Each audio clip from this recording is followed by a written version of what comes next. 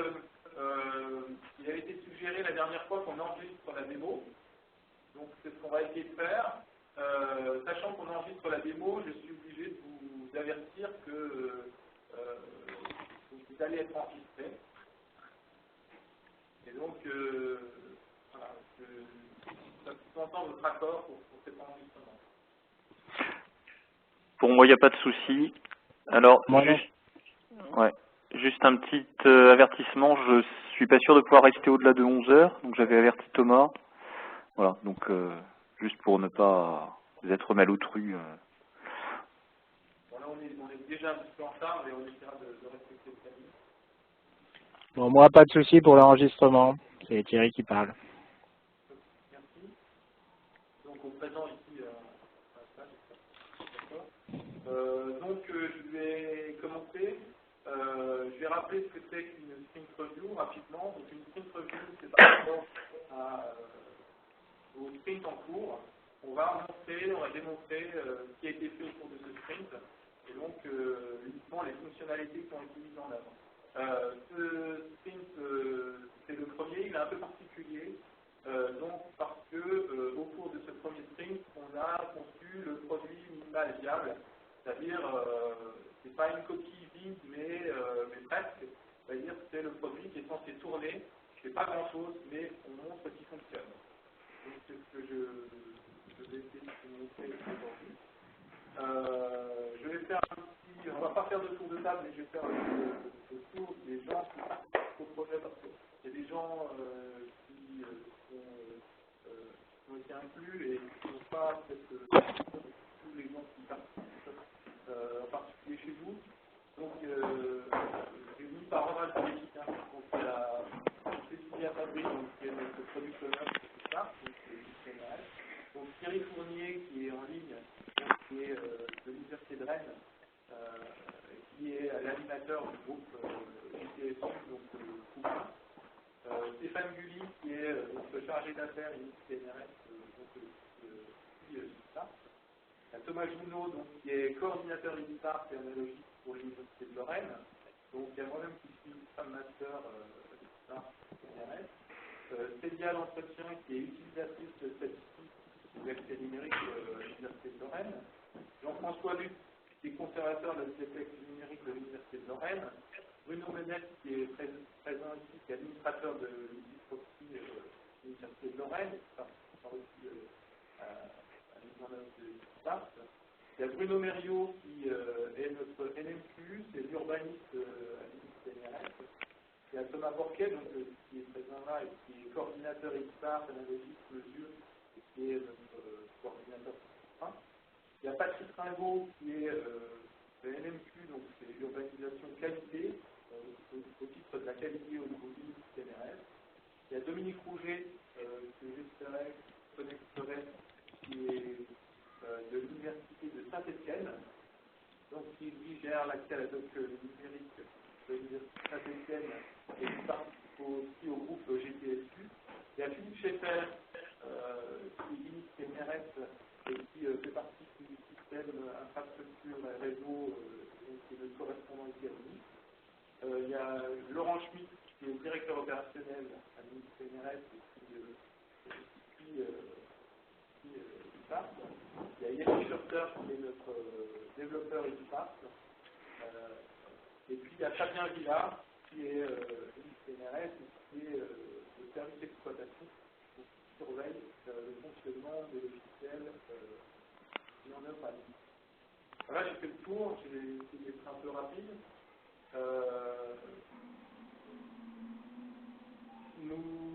Donc on fonctionne avec la méthode Scrum.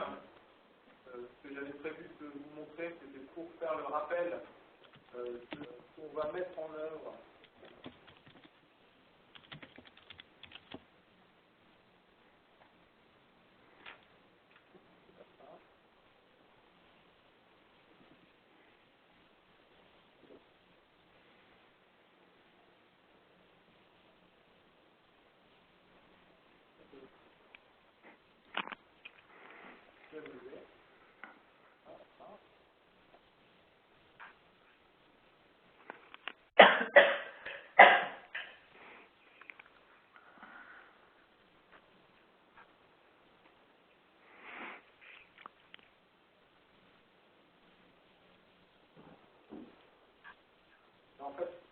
me connecte sur un logiciel qui s'appelle Pivotal. Je l'utilise donc pour le suivi du projet.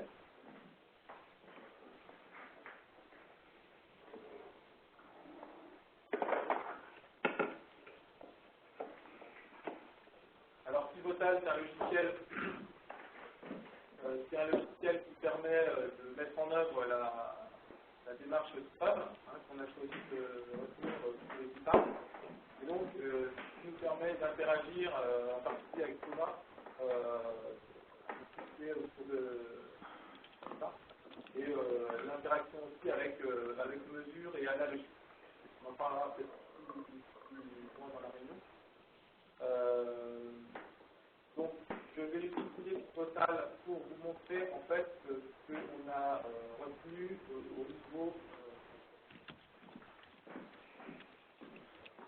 niveau de ce qu'on veut faire pour le produit minimal viable. Donc, pour le produit minimal viable,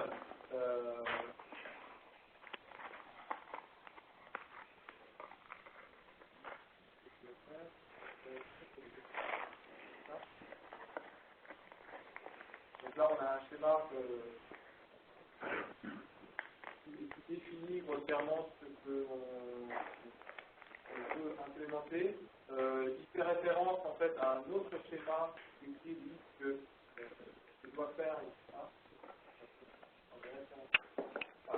Ça, c'est le schéma global de ce que devra faire. Donc, ça. Donc, je ne reviens pas dessus, mais il faut retenir globalement, c'est qu'on met en œuvre un web service et que l'utilisateur va se connecter, va pouvoir s'authentifier, déposer un fichier log via ce web service et puis obtenir un résultat qui correspond à l'analyse de son fichier log. Alors je vois que Dominique vient de se connecter. Oui, tout à fait. Je viens de réussir à me connecter par le téléphone et par le WebEx.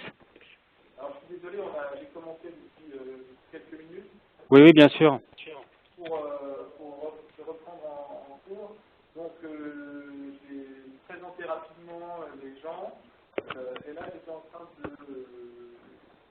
montrer Pivotal, qui est un logiciel qui nous permet de gérer la méthode Scrum en ligne pour notre interaction avec Thomas Porquet. Et j'étais en train de l'utiliser pour décrire ce qu'on mettait en œuvre dans le MVP, le produit minimal viable. Je reprends. Donc là, en fait, c'est le schéma qui représente ce que doit faire ça. Et donc, ce qu'on fait dans ce sprint, ce qu'on a fait dans ce sprint, donc on a repris en fait, et on voit que comme c'est un produit minimal viable, par rapport au schéma, il y a beaucoup de choses qu'on ignore, en particulier par exemple l'authentification, pour l'instant on n'en prend pas compte, une vérification de format, enfin il y a plein de fonctionnalités que pour l'instant on ignore, mais on s'est attardé sur le cœur, vraiment le cœur du produit. Donc le cœur du produit, ça va être de faire fonctionner un parseur.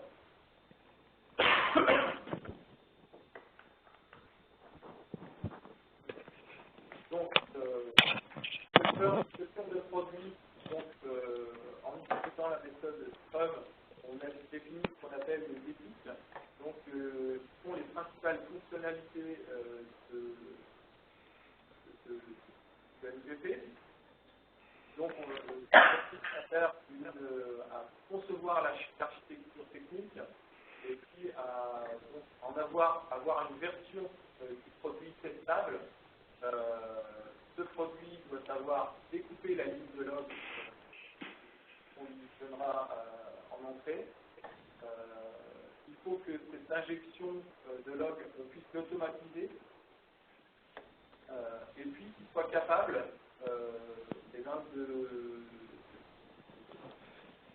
de compiler des logs, de produire ce qu'on appelle des événements de consultation. Donc pour nous, un événement de consultation, ça va être le résultat du découpage d'une ligne de log en éléments identifiables par rapport à ce que c'est qu'une sachant qu'une consultation, enfin un événement de consultation, pardon, sachant qu'un événement de consultation est caractérisé par éventuellement un utilisateur, une revue consultée, une plateforme consultée. J'ai l'impression de voir pendant la démo qu'ils en retournent.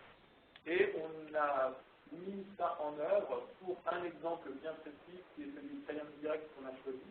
On va fonctionner sur quelque chose, sachant que ce fonctionnement avec Science Direct est un peu câblé, dans le sens où ça ne fonctionne que pour Science Direct, donc on a prévu des fichiers adaptés à Science Direct, on a extrait avec des données. Donc, c'est un produit qui a un résultat pour Science Direct qui ne sera pas forcément exhaustif, mais pas fonctionnel pour cette plateforme. Donc, c'est ce qui était prévu de faire pour ce produit minimal viable. Et donc,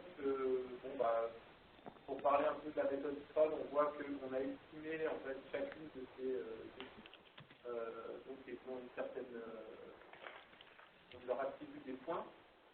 Donc on voit que tout ce qui est vert a été fait et donc on a préparé déjà les choses pour la suite et on a déjà commencé un peu quelques points parce que il y a des interactions forcément entre les différentes fonctionnalités. Donc ce que je peux vous montrer aussi c'est le chart, voilà. Par rapport à ce qu'on avait prévu de faire, et on voit qu'au fur et à mesure dont on coche ce qu'on fait, c'est le développement, on fait aussi que c'est réellement fait, au sens que c'est bonne. Et donc, on peut suivre la progression des développements par rapport à une courbe idéale. Alors, Total fait pas mal de choses automatiquement. Ce que je peux vous dire, c'est que hier, on était vert, et comme on a une journée de plus, voilà, on a passé en rouge, parce qu'on a un petit peu de rouge, c'est pas grave. Donc, en fait, vous avez des grands corrections vert. Là, on avait un chart hier qui était vert. Donc, ça permet de suivre la progression du développement sur le projet.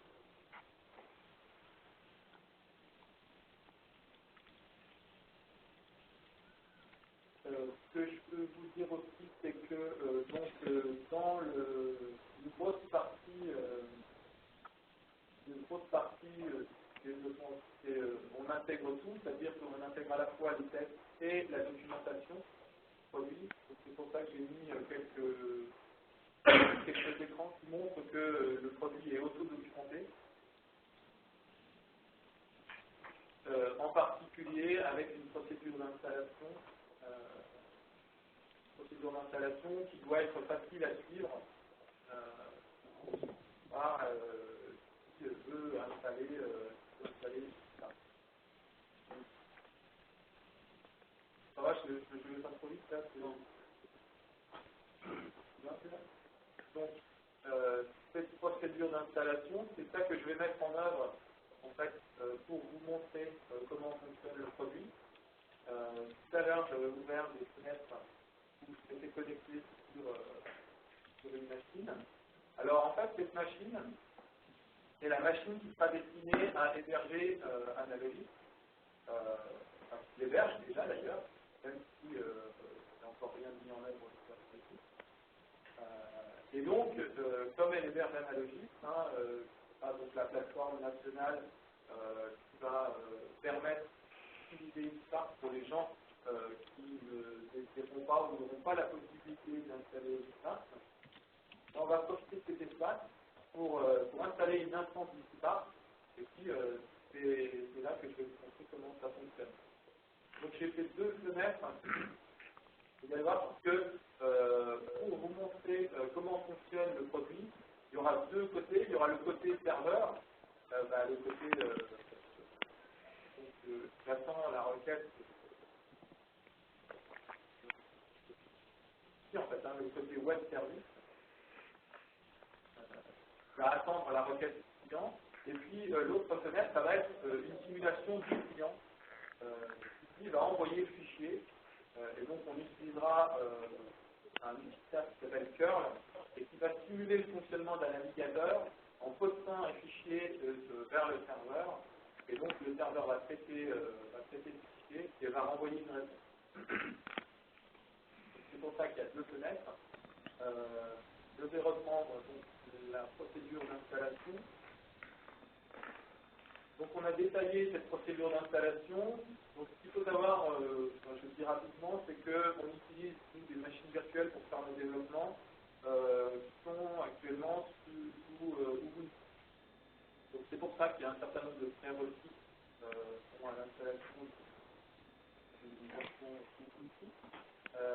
Une fois qu'on a ces prérequis, on peut donc lancer la procédure d'installation. Autre point important, tous nos développements sont gérés grâce à un gestionnaire de version. C'est que à partir des machines virtuelles sur lesquelles on fait des développements, quand les développements sont corrects, sont validés, on les poste vers ce gestionnaire de version qui s'appelle NVN. C'est que quand on veut installer une version Spark, on a juste à aller chercher cette version et puis lancer l'installation. Donc c'est la première commande que je vais lancer ici.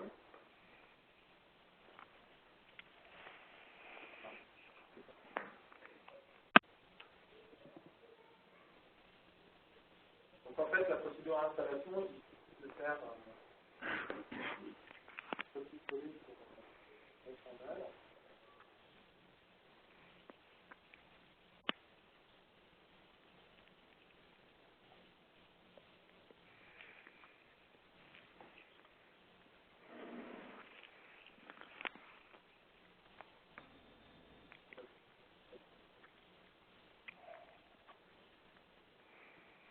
Donc là, on voit que grâce à cette commande, on va télécharger en fait les sources du Spark et on les dépose. Donc là, c'est vrai que je ne vais pas montrer, mais en fait, il n'y a rien dans l'environnement. L'environnement est vide. Donc ensuite, je passe à l'étape suivante.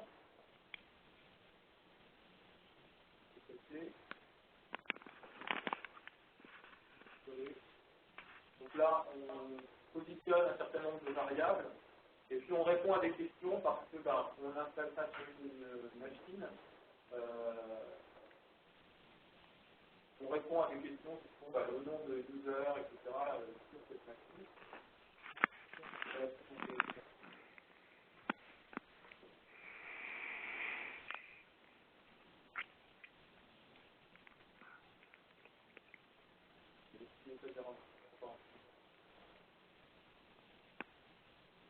Donc là, on travaille avec un outil qui s'appelle Node, donc il y a besoin d'un certain nombre de librairies, et donc il va télécharger une librairie, parce que vous avez tout ça.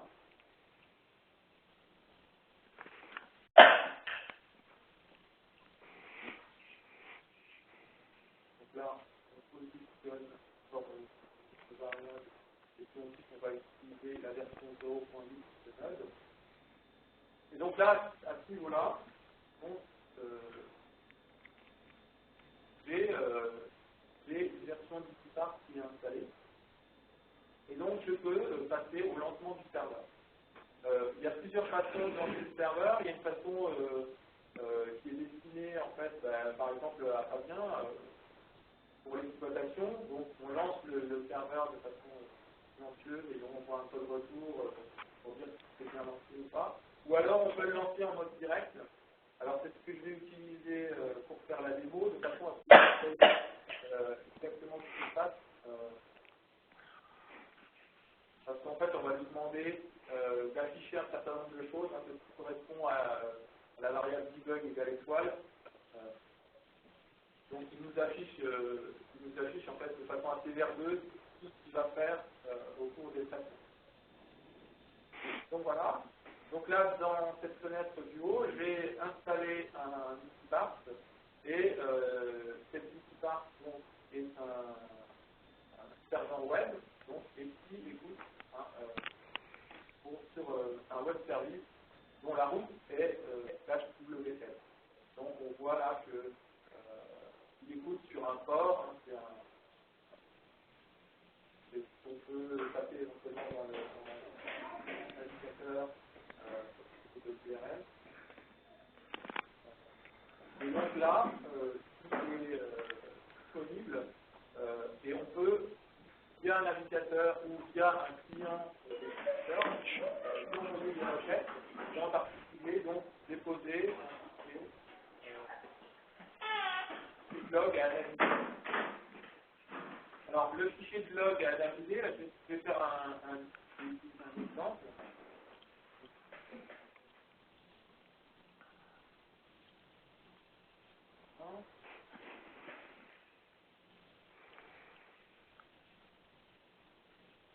Voilà, donc ça c'est la commande que je vais lancer.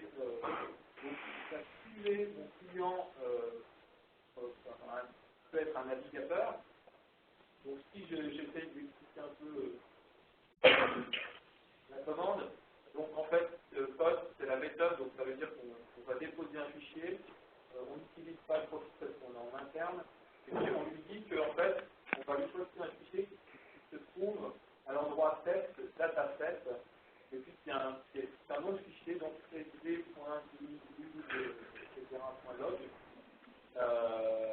Donc pour vous expliquer ce qui en retourne, c'est donc un fichier qui correspond au log de la journée du 30 novembre 2012 de Science Direct. Donc c'est ça que ISPA un peu actuellement fonctionne, c'est reconnaître uniquement les logs pour Science Direct, la partie Science Direct. Et donc, on poste ce fichier à l'adresse de notre serveur. Donc là, comme je suis mon client est sur la même machine que le serveur qui écoute, donc c'est pour ça que c'est 127.0.0.1. Et puis sur le port, hein, vous avez vu le port d'écoute serveur. Et donc sur la route, qui correspond au web service. Et puis le point B, c'est pour nous dire qu'on a un affichage verdeux, donc on va voir beaucoup. Voilà, là je suis prêt. J'ai vu qu'à en fait retour Fario. Il y a une chose que j'ai oublié de faire. Donc là, je vais reprendre. C'est que j'étais un peu vite tout à l'heure. J'ai fait une installation du part, mais je n'ai pas vérifié. Enfin, bon, je vais vérifier en lançant le serveur, et je n'ai pas vérifié que tout était bien installé. Et pour ça, une chose importante, c'est qu'on intègre les tests le plus tôt possible dans les développements. Et donc, normalement, je suis capable de tester mon application. Je vais pouvoir faire ce test. Voilà. Je fais une erreur parce que j'ai fait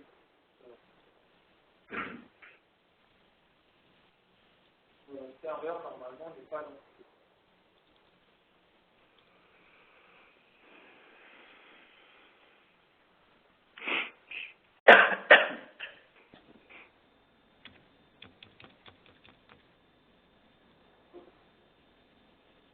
Ah oui.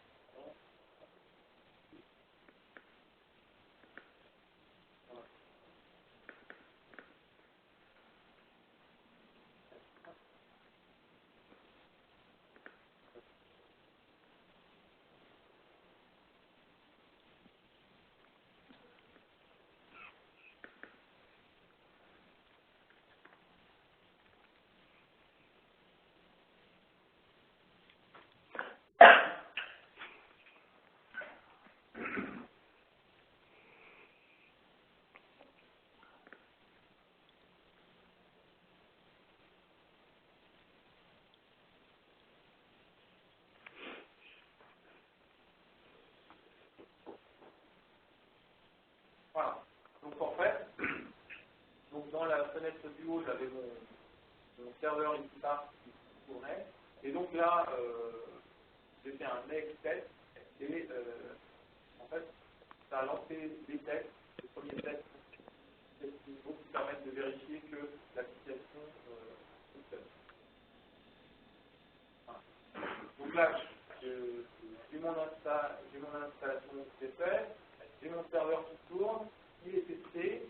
là, je peux lui envoyer un premier fichier.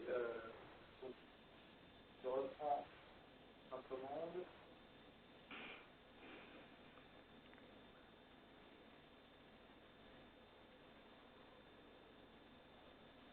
Alors, ce que j'aurais pu faire, c'est vous montrer aussi ce que contient le fichier de log qu'on va lui envoyer.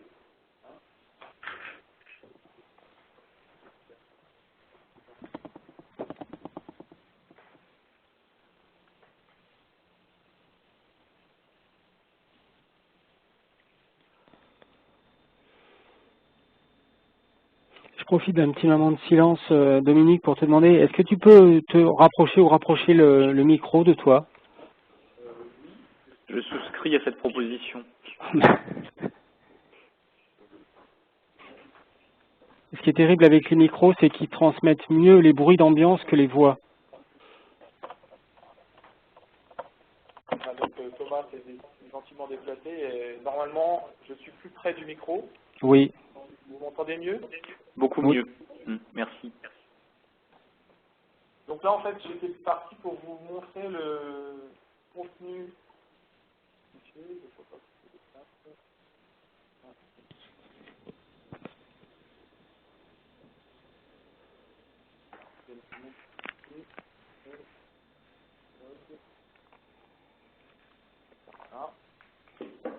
Donc, bon, ça, c'est pas très visible, hein.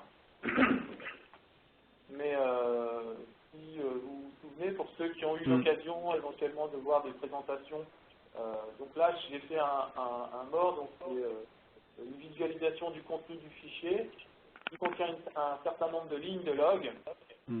Et donc, en particulier, on reconnaît ici un nom d'hôte, le fait qu'il y ait une identification ou pas, il y a une date, etc. Avec une URL, un code, la méthode qui est utilisée, etc. Donc ça, c'est en fait le fichier qu'on lui donne en entrée. Donc là, on voit par exemple ici un login. On voit que là, par exemple, il y a une requête sur Science Direct avec pas mal de paramètres qu'on va essayer d'identifier. Je ne sais pas si il y en a un qui contient un truc. Voilà, par exemple, ici, on voit qu'il y a un main.pdf, donc on dit que ça correspondra probablement à une consultation PDF. Donc ça, c'est le fichier en entrée qu'on va poster via la commande que j'avais tout à l'heure et que je vais remettre.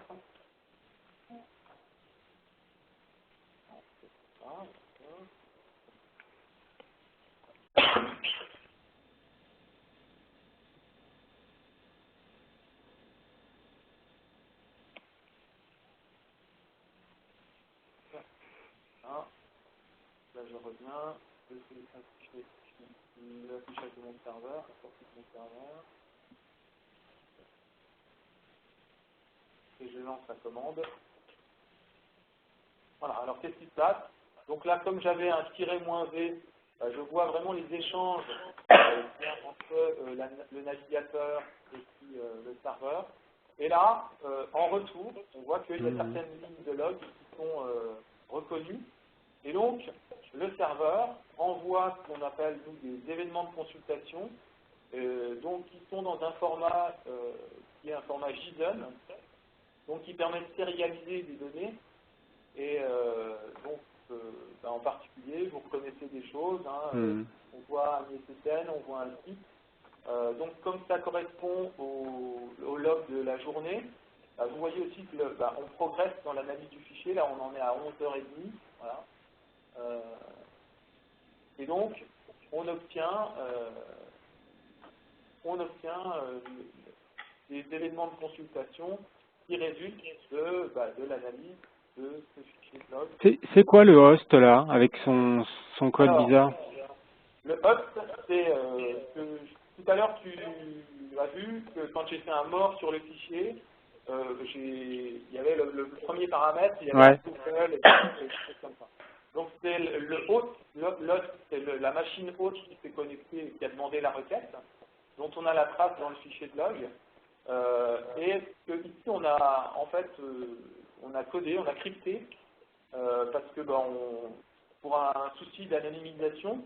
Et puis par contre il faut qu'on conserve cette information parce que c'est ce qui nous permettra éventuellement de faire des dédoublonnages. Avec le host, avec le login, ça permet de savoir que c'est un même utilisateur qui a demandé cette requête. En fait, c'est un MD5 sur donc, la variable host. Et la caractéristique du MD5, c'est que à partir d'une chaîne de caractères, on obtient un code qui ressemble à ça. Et à partir de la même chaîne de caractères, on obtiendra toujours le même code. Par contre, c'est très difficile de revenir en sens inverse, c'est-à-dire à partir du code, obtenir la chaîne de caractères. Voilà quoi correspondant. Et pourquoi Voilà, pourquoi sur certaines URL il y avait pourquoi il y avait des URL qui étaient beaucoup plus longues là par moment? Parce qu'en fait, ça dépend de la requête. Donc, les URL qu'on voit, c'est donc les requêtes qui ont été enregistrées par EasyProxy et qui correspondent à ce qui a été demandé par le navigateur de l'utilisateur sur la plateforme hôte de l'éditeur. Et donc, selon comment comment fonctionne la plateforme, il y a des URL qui peuvent être très longues pour demander soit un PDF, soit de faire quelque chose, ou qui conservent l'historique de la navigation de l'utilisateur en partie dans l'URL. Donc, ce qui explique que de temps en temps, il y a des URL qui sont très longues. Voilà. Donc là, ce qu'on voit, c'est que par rapport au traitement, donc il a duré 120 secondes. Et puis, comme on a demandé un affichage assez verbeux, on voit qu'on a eu 36 000 lignes et puis qu'on en a fait donc 2000 événements de consultation. Donc là, c'est vraiment le MVP, donc qui fait vraiment le travail de base. Il n'y a pas du tout de dédoublonnage. C'est vraiment une première reconnaissance. Donc on reconnaît certains ISSN, on n'a pas à l'exhaustivité pour Science Direct, le parseur n'est pas forcément à jour. C'est juste pour vous montrer qu'en fait toute la structure d'EasyParse fonctionne et a été aussi pensée de façon à ce que les parseurs, donc ce qui va permettre d'analyser l'URL que vous voyez ici sur l'écran, fonctionne de façon indépendante. Donc, je pourrais éventuellement vous montrer... J'ai une question là pour les ISSN.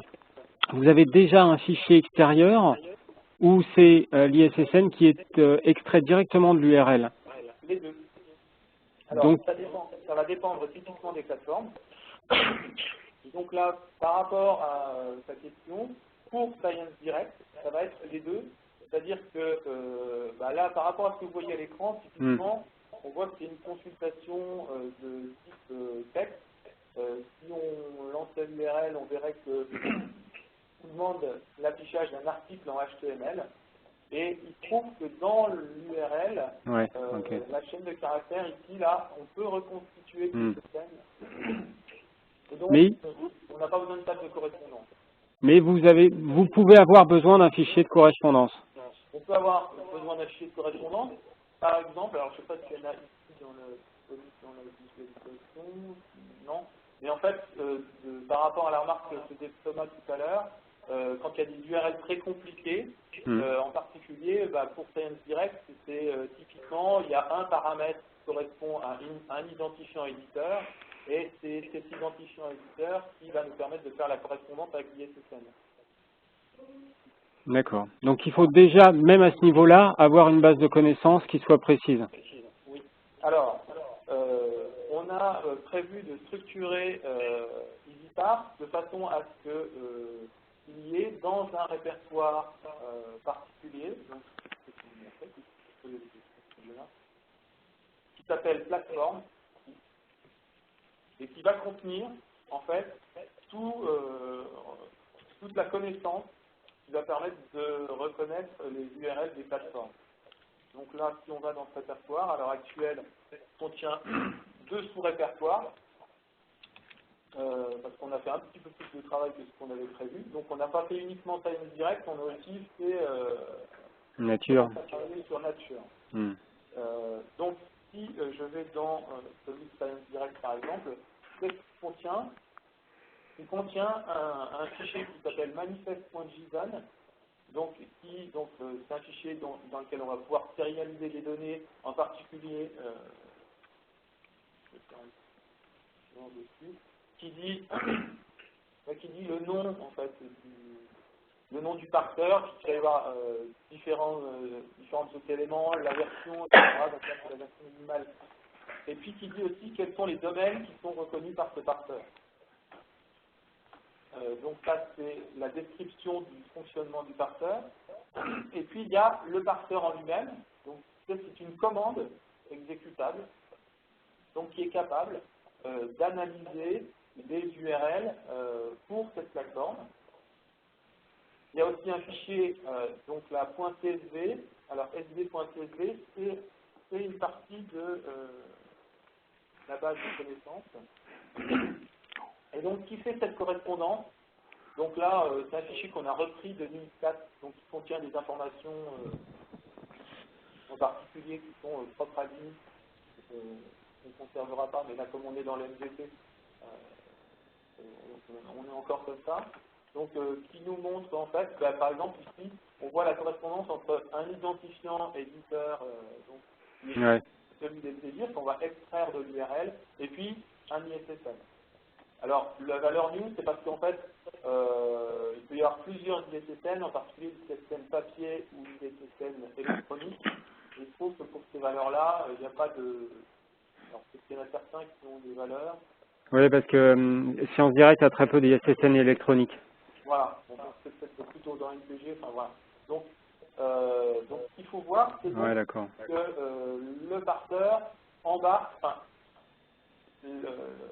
en fait, on fonctionne sous un peu comme un plugin. Avec le plugin, il est capable de faire tout seul ce qu'il est censé faire. Il y a un répertoire aussi qui s'appelle text,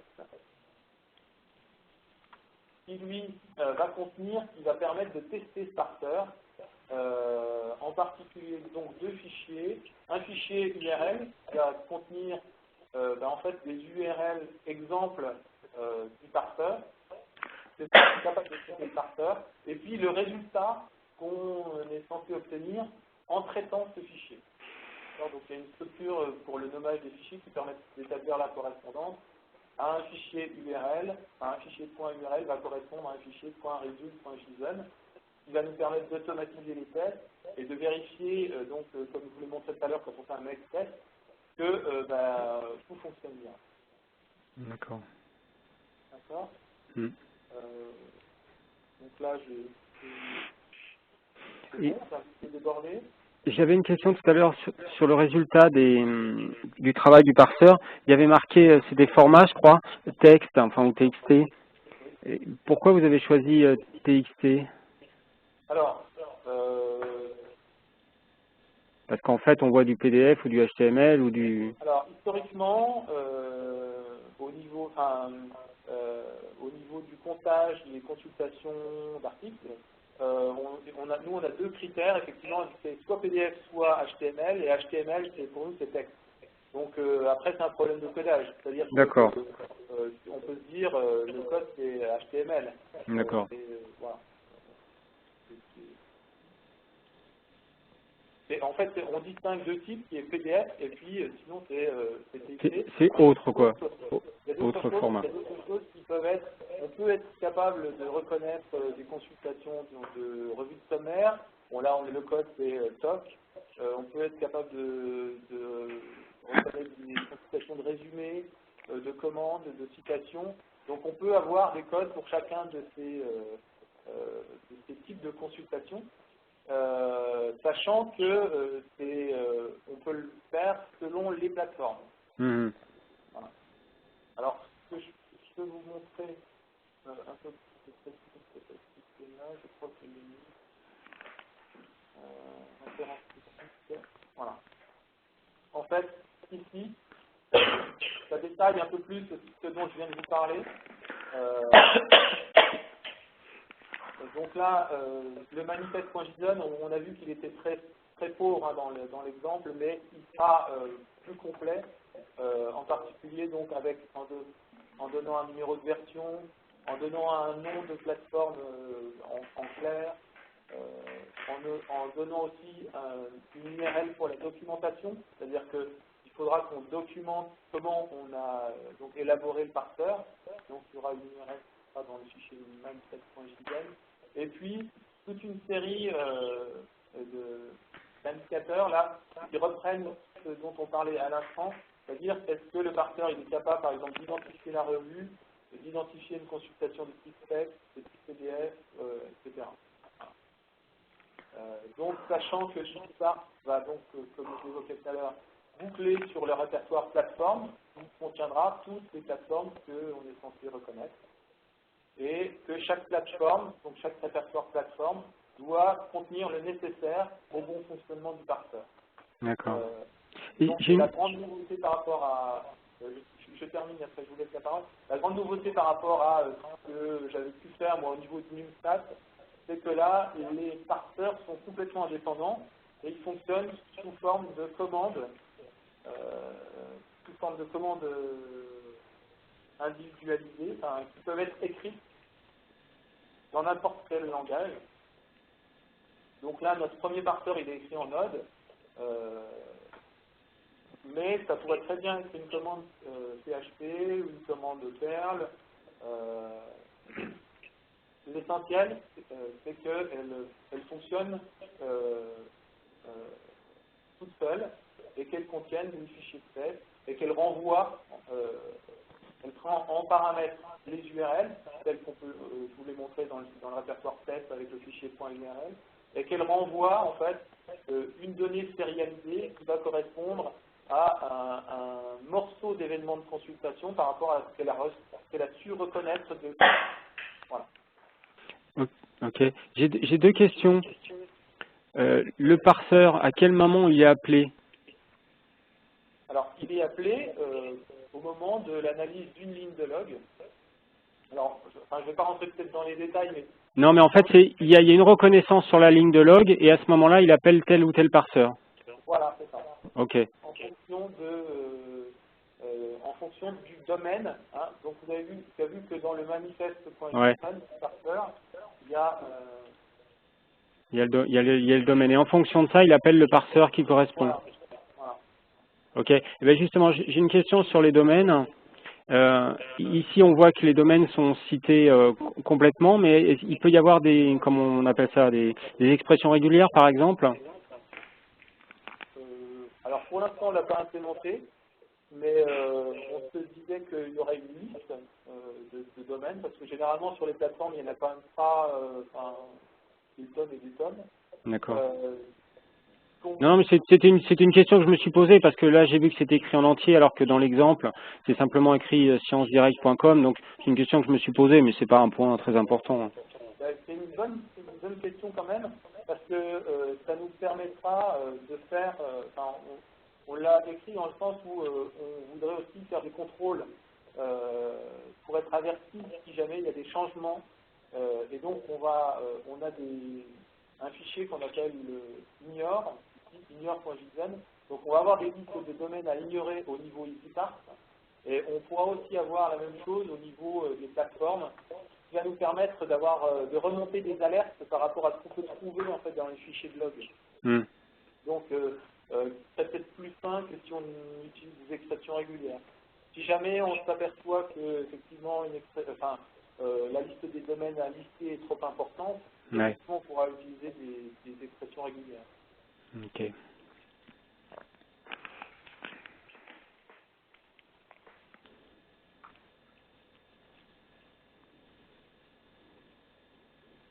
Donc voilà, j'ai fait le tour, je pense, pour la démo. Vous avez des questions? D'autres questions? Non, pas pour ma part. Je connaissais le fonctionnement en théorie, mais c'est vrai que c'est toujours intéressant de le voir en pratique. Donc, Non, pas de question. Ce que je vous propose dans le temps qui nous reste un petit peu là, c'est de faire le tour, que chacun donne un peu son avis. Ça peut être, j'ai rien à dire, mais qu'on fasse le tour pour avoir un ressenti, si j'étais trop vite dans la démo, ou si voilà, si vous en avez perçu. Ben moi je veux bien commencer, Thierry. J'ai pas grand chose à dire parce que c'est vrai que ça correspond quand même pas mal. Alors évidemment à un niveau technique plus pointu aux démonstrations qu'avait pu nous faire Magali Collin. Et c'est vrai que nous on fait tourner là depuis quelque temps aussi à Rennes 1 un tout petit script sur Nolog Easy Proxy, donc voilà, je me suis retrouvé en terrain relativement familier et voilà, j'ai trouvé les questions de Dominique intéressantes. Voilà. Mais à ce stade-là, enfin, ça me semble très bien, quoi. C'est la lecture et l'analyse des logs. Bon, voilà. Bon, mais je vais prendre la suite. Enfin, la démonstration était très bien parce que je la trouve, voilà, pas forcément explicative, mais au moins on voit vraiment ce qui se passe. Bon, je connais un tout petit peu les logs, donc j'ai pas été non plus très surpris de ce qui se passait. Et j'ai deux toutes petites questions. Pourquoi le format JSON finalement, enfin en finale? Parce qu'il est pratique, parce qu'il est compact, parce que ou il y a une autre raison? Alors, il y a plusieurs raisons. Parce qu'on utilise Node, JavaScript, et c'est le format de sérialisation qui est associé à JavaScript.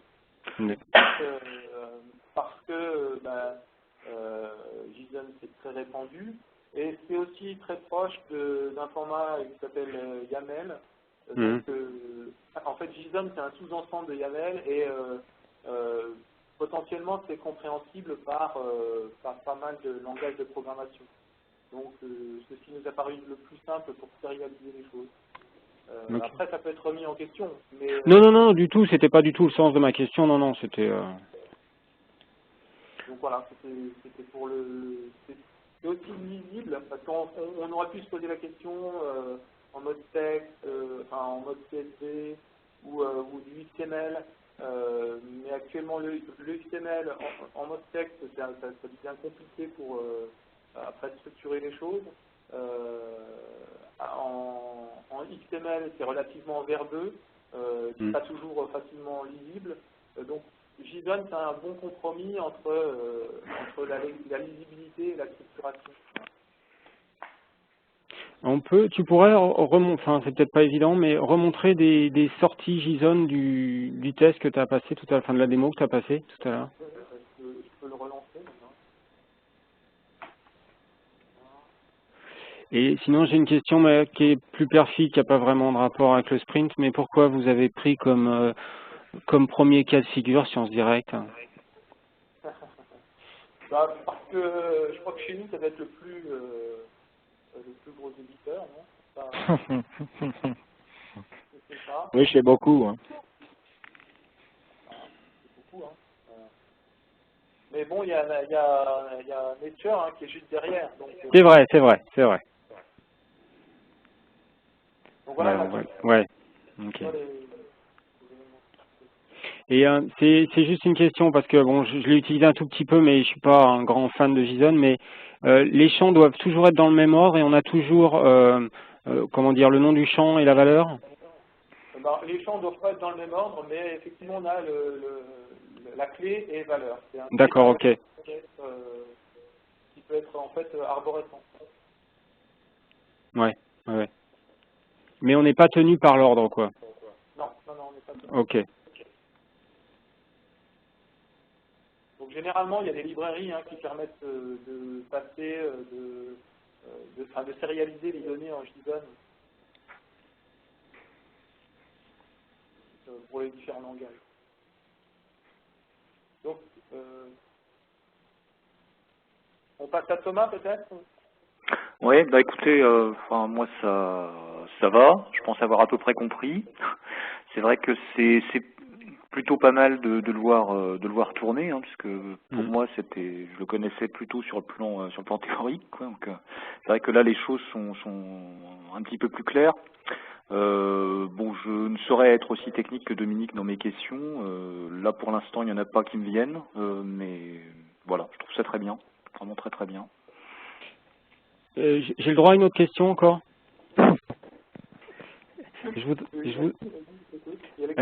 Je me demandais, ça, en revoyant passer les sorties là, bon pour l'instant vous n'avez qu'un parseur, donc de toute façon ça ne sort que pour un domaine, enfin il n'y a qu'un parseur là qui est appelé, donc ça ne sort, enfin non, le fichier de log correspond surtout à un éditeur, une plateforme, mais par la suite quand on aura un fichier de log avec qui correspondent à différentes plateformes et les différents parseurs, vous sortez en sortie, il y a un seul fichier JSON avec tout qui correspond à toutes les plateformes, ou bien vous dispatchez en autant de fichiers qu'il y a de plateformes, ou bien c'est pas encore prévu cette option. C'est une bonne question. Alors, pour répondre à ça, je peux te dire que tu as remarqué en fait que là, ça défile à l'écran. Et donc, en fait, on est en streaming, c'est-à-dire qu'on a posté le fichier, et donc là, on a le retour aussitôt. Ouais. Donc en fait, en retour du traitement, enfin du fichier qu'on a envoyé, on a le résultat du traitement. Et donc c'est pas dans plusieurs fichiers, hein, c'est dans le flux. Oui, oui, je comprends. Pour l'instant, c'est juste le flux, quoi. Voilà. Donc en fait, la question n'est pas encore tranchée. Voilà. Donc pour l'instant, c'est en stream et on reçoit un résultat. Ok. Donc on peut peut-être passer dans la salle. On continue la boucle. Bruno? Oui, moi je vraiment d'avoir des choses un peu, je crois, aller un peu vite sur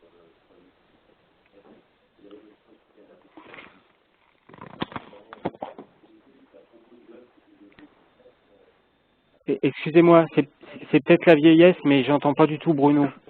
Et en fait, comme le micro était près de moi, il est loin de Bruno maintenant. Donc je vais passer.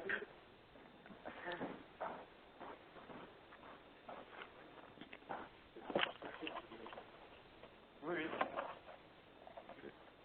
Donc j'ai essayé de rapprocher un peu de Bruno. Merci, je suis désolé pour ces manipulations. Ah, mais je découvre la salle, il y avait vachement de monde en fait.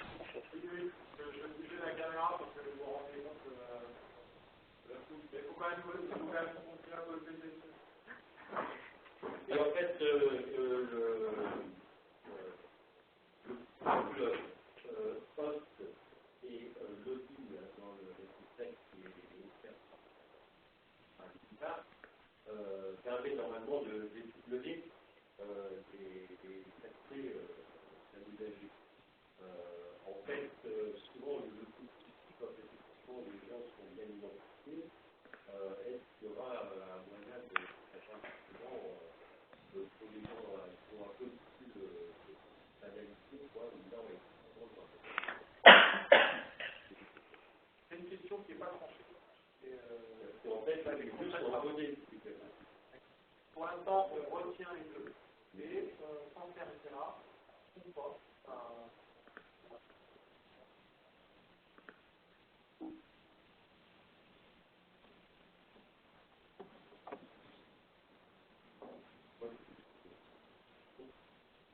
Laurent Schmitt, moi je voulais dire bravo, parce que vraiment c'est un travail d'excellence qui a été réalisé en moins de 3 semaines.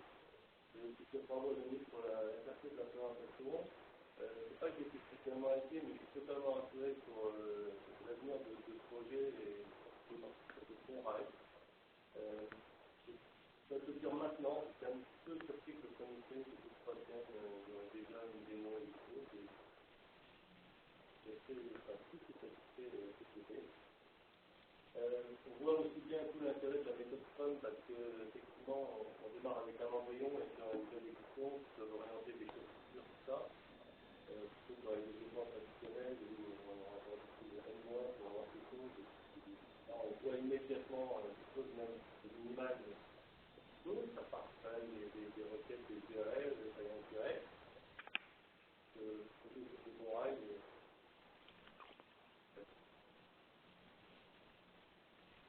Alors, si tu veux faire. Moi, une question que je me pose là, c'est quels sont les volumes de fichiers de log qui sont déposés, par exemple, et en quel nombre, et quel fonctionnement sera toujours de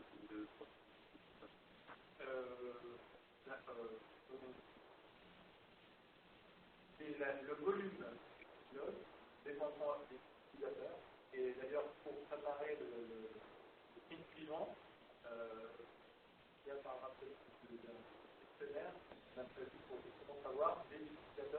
sont les volumes qui seront à traiter. Donc nous, on a déjà une idée pour nos volumes à nous, c'est 100 mégas par jour en moyenne. Selon les portails. Alors, ce qu'il faut voir, hein, c'est que comme on utilise Cyril, on n'a pas prévu de déposer si on peut traiter ça en direct.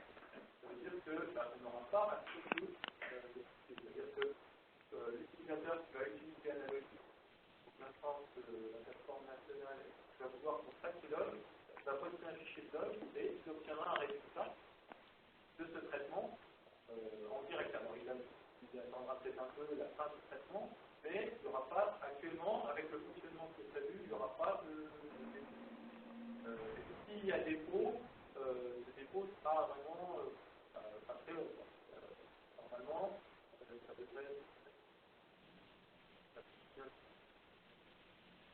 En fait, moi, ce qui m'inquiétait, c'est pas le dépôt. Le stockage des données, c'était plutôt le flux, quoi, ça va générer. Ah ben, le flux,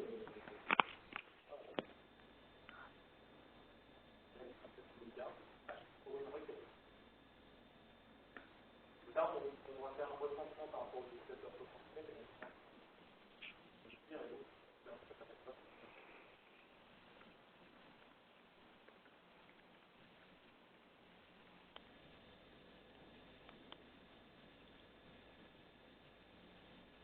Pas par mentir, j'ai rien à voir avec le projet.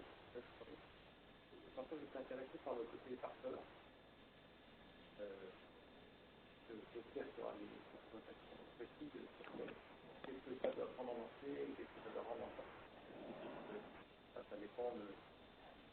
Ça peut faire. J'en sais pas précis sur ce qu'il faut mettre des concepts dans la sortie ou pas. Un certain nombre de choses à.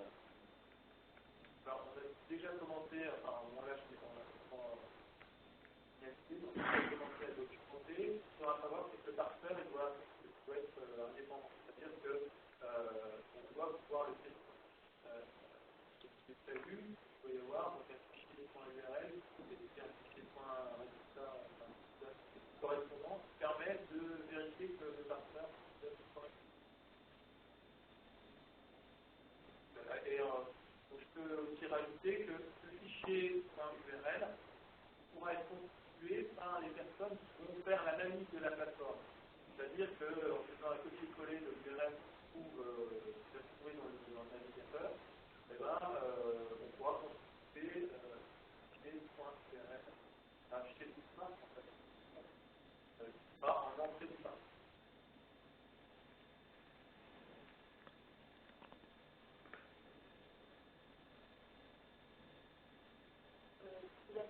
Moi, j'ai rien de plus à la rajouter, donc c'est super clair. C'est bien de me retrouver.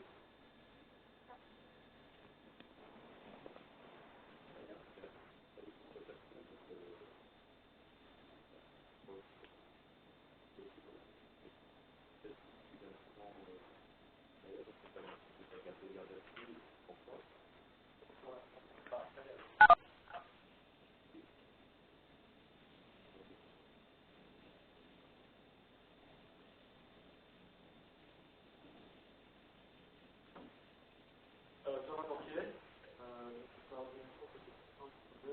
je vais écouter sur le tableau dans l'ensemble. Je suis très impressionné par l'histoire du travail. Très content par le projet. Et le côté analytique du travail s'est mis en route, je pense. Et par deux contrôles, la plupart vont sortir. Et là, je fais beaucoup pour le fait que ça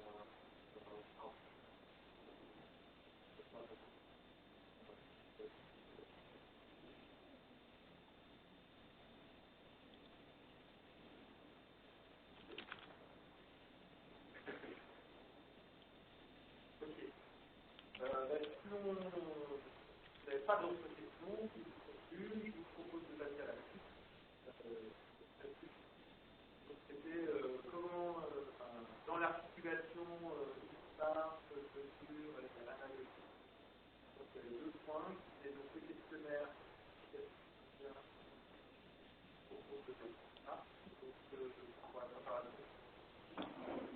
puis peut-être parler un petit peu d'un point d'avancement en termes de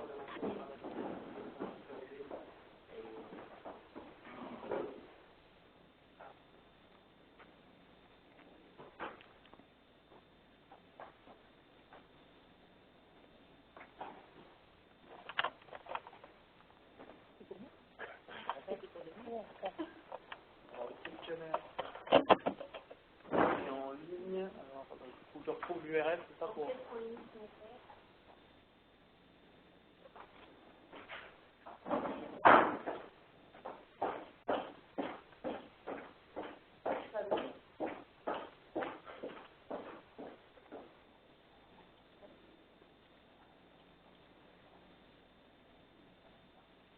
Comment dans le-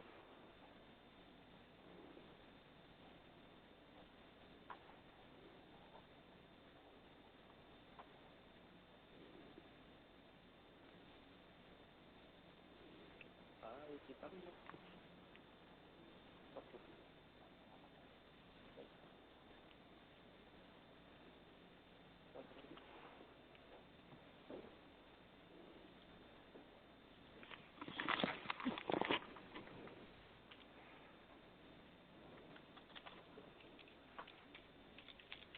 Ah.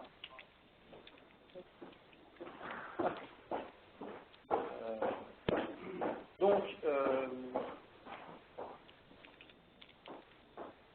le premier sprint, c'était donc le produit minimal viable.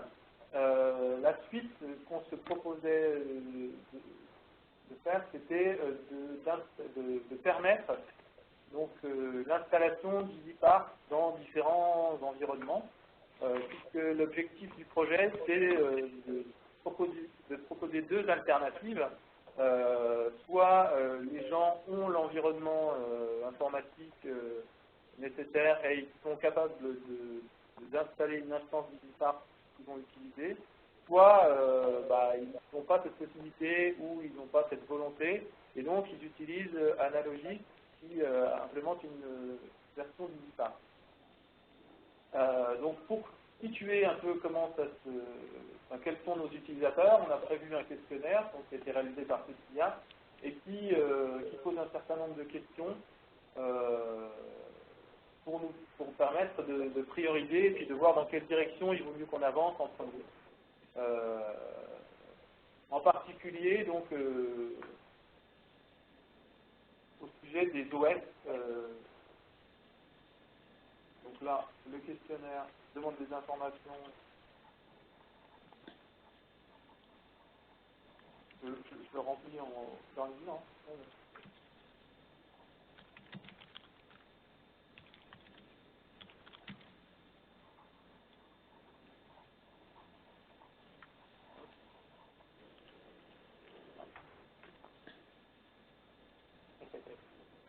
C'est Philippe qui va y prendre. Donc, il pose un certain nombre de questions, en particulier quel type de log on peut utiliser. Oui, on a prévu de pouvoir utiliser plusieurs types de logs. Donc, on a déjà recensé des cas d'usage potentiels. On sait que la majorité c'est EasyProxy, mais il n'y aura pas que ça potentiellement. Donc, c'est dans la partie cœur EasyPark, donc la première partie, on analyse la ligne de log. On a vu que dans la définition on a prévu de permettre d'indiquer le format, de dire quel format en entrée donc ce format peut être différent, donc on veut savoir où il faudra poster les efforts, pousser les efforts, donc est-ce que ça sera du biopam, de style, etc. Est-ce que les logs sont compressés? Ça permettra aussi de réduire les flux de la bande passante. Donc là, je vais cocher, on va dire oui. Donc, format de compression, est-ce qu'on peut fournir un échantillon de log? La volumétrie, oui, donc en mégas, 100 par exemple. Voilà. Et puis donc là après, c'est sur quel environnement. Alors là, on va dire Linux. Serveur. Voilà, donc là, ça va nous permettre en fait de répertorier ce qui est potentiellement utilisable chez les utilisateurs et quelle est leur configuration de façon à intégrer tout ça dans la procédure d'installation. Hein, vous avez vu que là, je me sers d'une procédure d'installation pour faire, et donc on pourra avoir des procédures d'installation adaptées aux OS cibles. Et travailler prioritairement pour les OS, les utilisateurs. De toute façon, on ne va pas partir dans n'importe quelle direction. On est aussi amateur de contributeurs dans l'écriture des parseurs. Donc si si potentiellement il y a des gens qui veulent se mettre à écrire des parseurs, donc il faudra qu'on les aide, qu'on leur fournisse de la doc, donc qu'on les connaisse, qu'on sache quels sont leurs langages d'utilisation, enfin quel langage ils vont utiliser. Et puis la mise à jour des bases de connaissances aussi, ça va être important, puisque pour chaque plateforme qui a des identifiants éditeurs, il faudra produire ce fichier CSV qui correspond à la base de connaissances. Et puis après, il y a les abonnements des utilisateurs. Je vais mettre nature et expérience directe par provocation. Il faut qu'on ait aussi le mail d'un interlocuteur technique, bien sûr, hein, si on veut interagir, et puis savoir comment il a entendu parler du projet. Par exemple, on est sur Twitter. Voilà, il y aura des sites analogiques sur lesquels on va faire pas mal d'informations.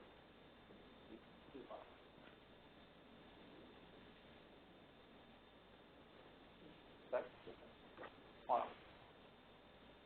Donc on a testé ce questionnaire déjà là.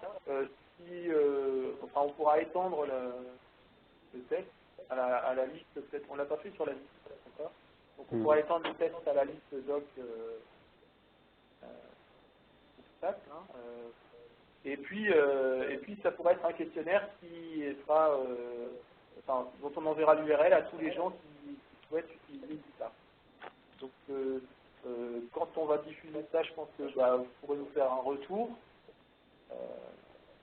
Et puis je ne sais pas comment on le valide pour quand. Enfin, on demande une date de validation peut-être pas trop longue, pas trop éloignée.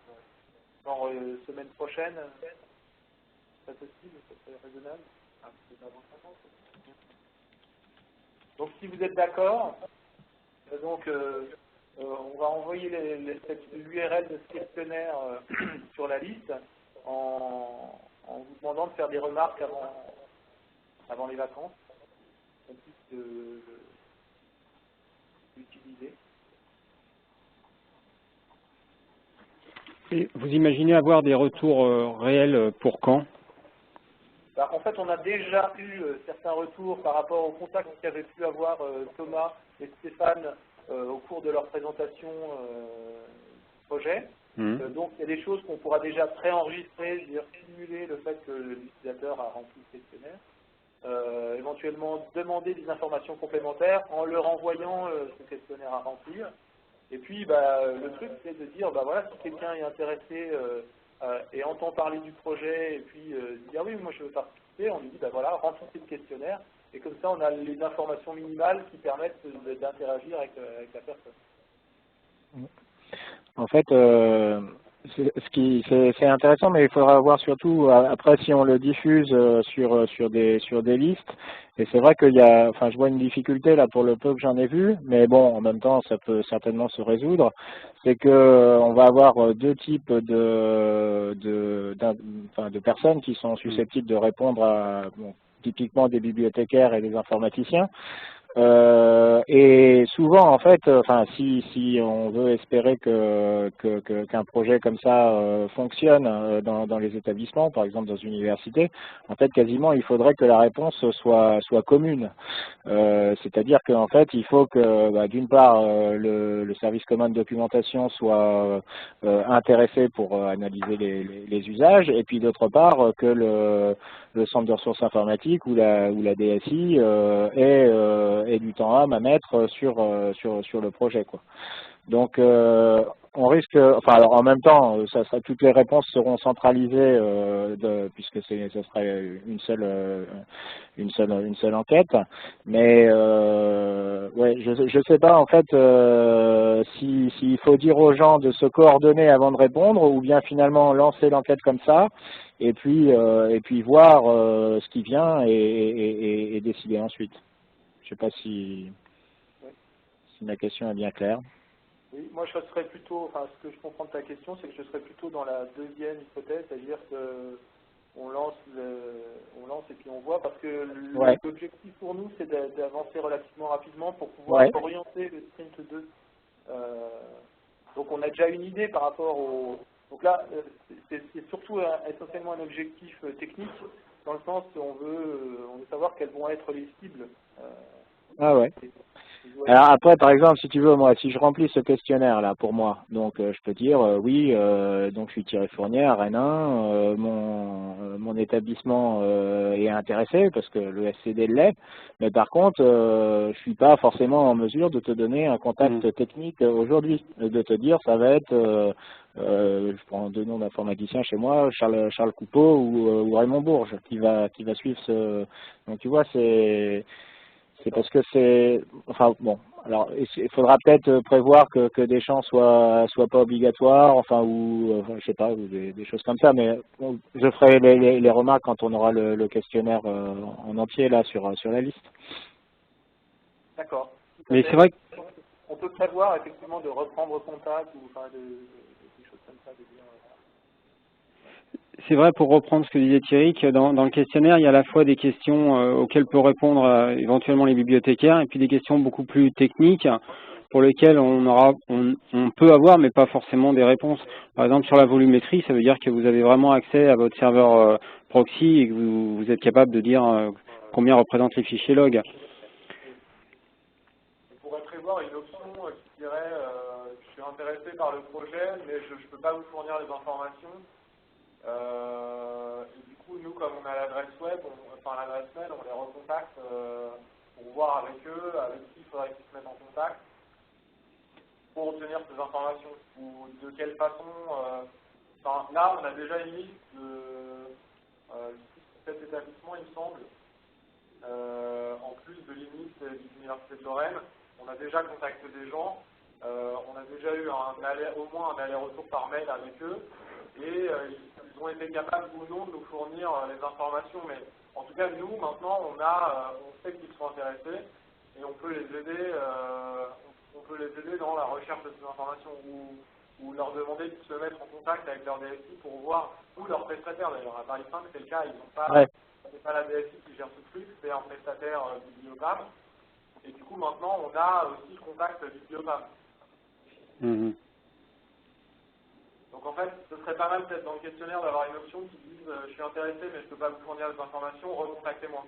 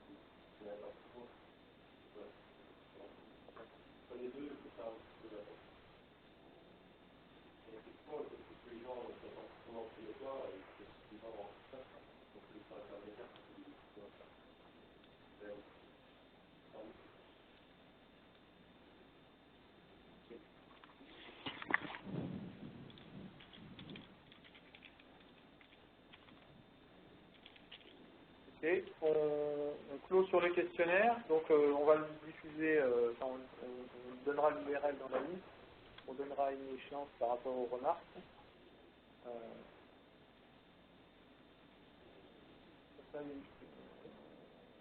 Donc on passe au point suivant, donc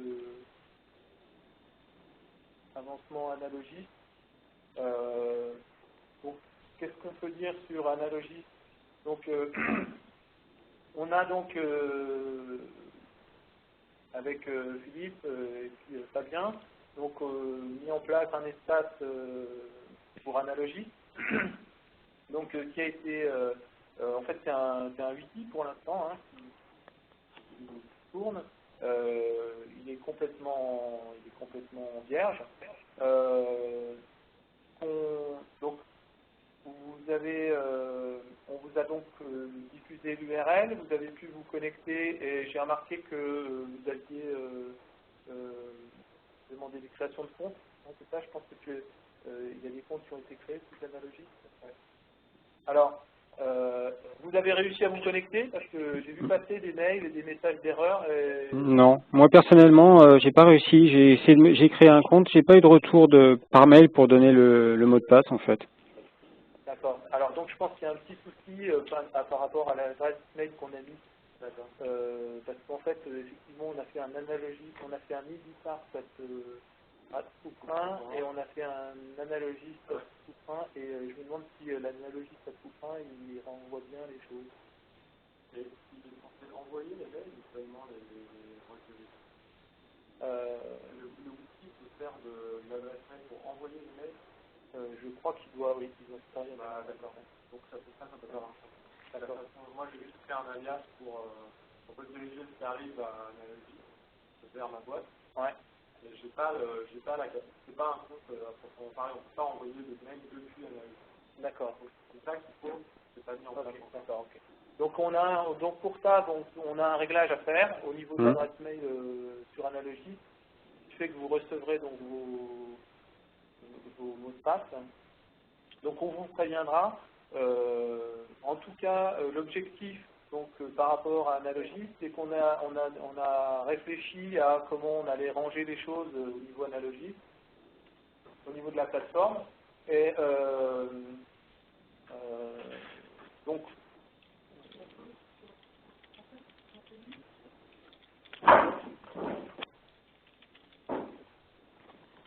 entre nous. Voilà. Donc ce qu'on va faire, c'est que vous avez eu accès au wiki par rapport à l'espace consacré à EasyPart sur le wiki. Oui. Oui.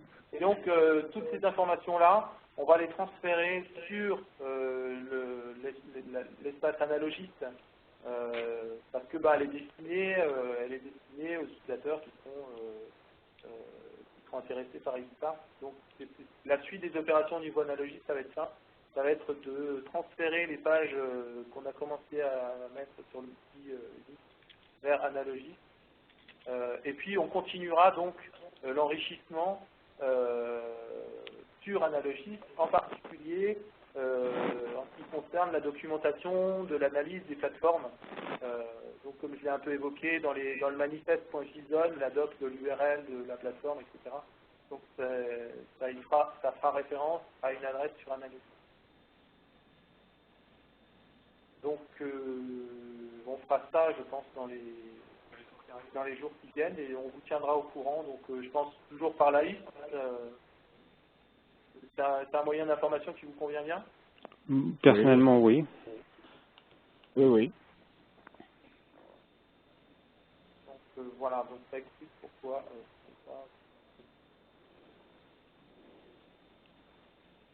c'est vrai que pour créer c'est passé par le process D'accord. Okay. Et moi, je suis pas retourné depuis pendant que l'emploi. Ça peut arriver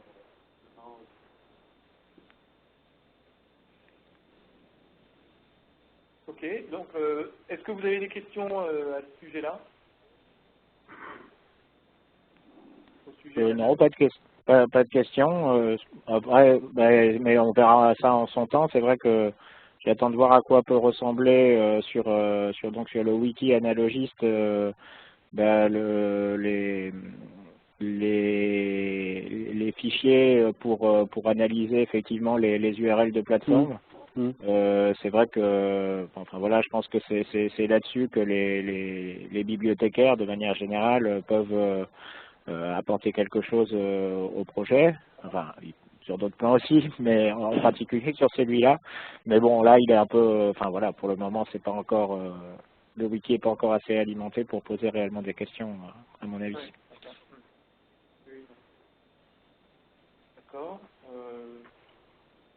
Bon, sinon, par rapport à l'ordre du jour, moi, c'est ce que j'avais prévu. Si il y a des points que vous souhaitez dont on discute, d'autres points.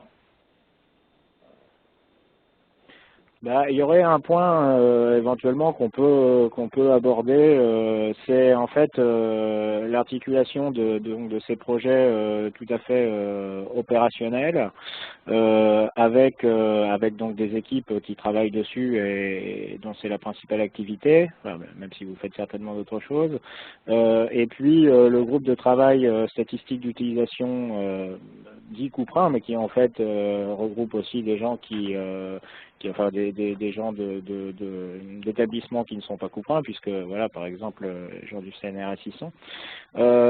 Donc c'est vrai que je sais pas exactement, enfin j'ai commencé à en discuter un petit peu avec Thomas Porquet, comment on va articuler en fait ces deux types de groupes de travail en fait, groupe très opérationnel et puis un groupe au départ donc de bibliothécaires essentiellement intéressés par la problématique générale des statistiques d'utilisation. Alors c'est sûr que, enfin, on a au sein du groupe de travail statistique d'utilisation d'autres sujets potentiellement intéressants. Voilà, il faut qu'on continue à suivre les évolutions de Counter et compagnie. Mais voilà, je sais pas s'il y a des gens qui ont des idées ou parce qu'il y a un certain nombre de gens là autour de la table qui ont aussi participé aux travaux du groupe de travail statistique d'utilisation. Moi, je dirais qu'on peut en faire la promotion de ces outils déjà, les faire connaître finalement. Et puis expliquer, sans doute un rôle aussi de pédagogie pour expliquer vraiment à quoi ils vont servir, hein, comment s'en servir, je sais pas. Et ce qu'on peut obtenir avec. Ouais. Et ça, vous le voyez dans quelle échéance en fait, Bon, en fait, là, moi, le groupe de travail s'est pas réuni cet automne parce que moi j'ai été pris par ailleurs, hein, par d'autres choses. On pensait avec Thomas faire une réunion quelque part vers février, ne serait-ce que pour entretenir la flamme et puis effectivement informer tous les collègues de l'évolution de ces projets là, EasyParse Analogist, et puis voir quels sont les retours. Donc ça serait une espèce enfin on pourrait imaginer une articulation voilà, ce sera des gens qui donneront leur point de vue sur des exposés, mais de deuxième niveau, hein. Il ne s'agit pas évidemment que tout le monde participe à des revues sprint. Mais bon, voilà, pédagogie et puis peut-être aussi retour de bibliothécaires sur les produits. Mais en même temps, enfin, c'est vrai que tant qu'il n'y a pas des choses parfaitement visibles, je suis sûr qu'il y aura énormément de retours, mais bon, ça sera à nous de les susciter.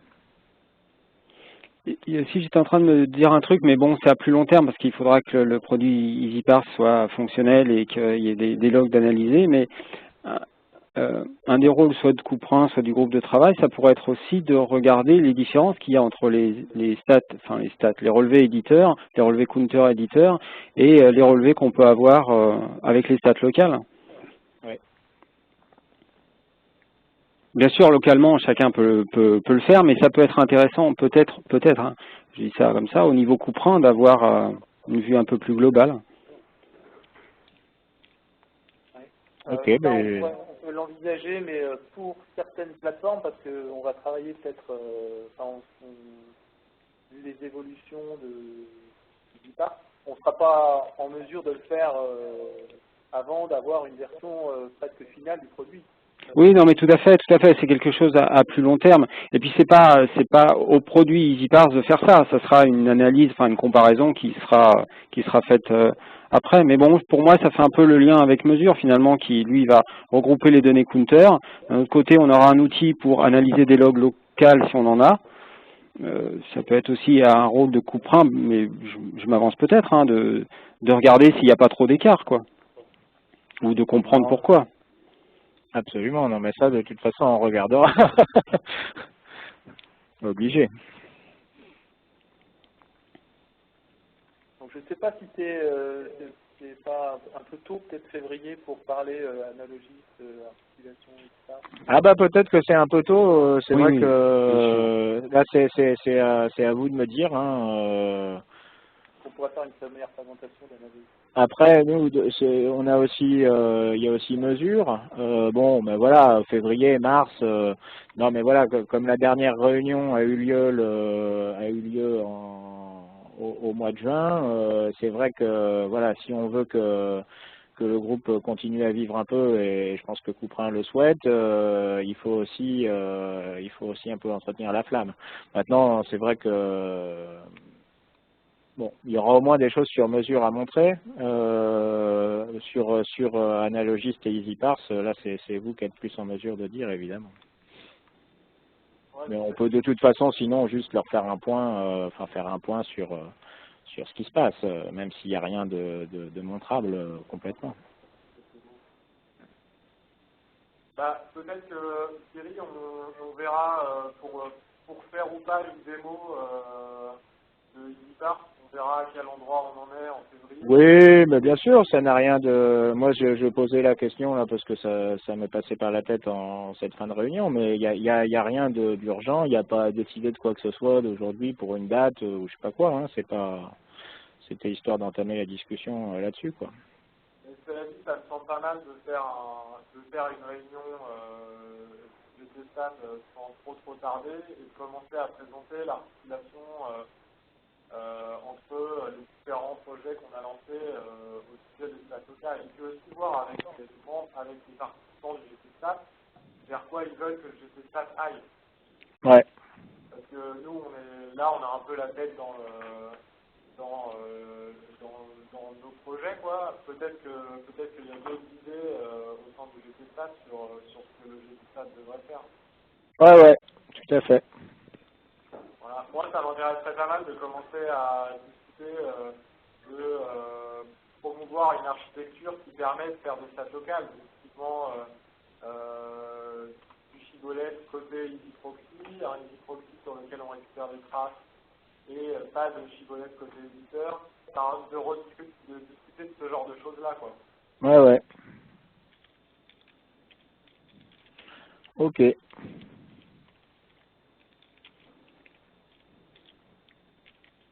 Ok, donc bah, je ne sais pas si vous avez d'autres questions ou d'autres points que vous souhaitez aborder. Je crois qu'on va conclure. Donc on va vous libérer. Moi je vous remercie d'avoir assisté à distance.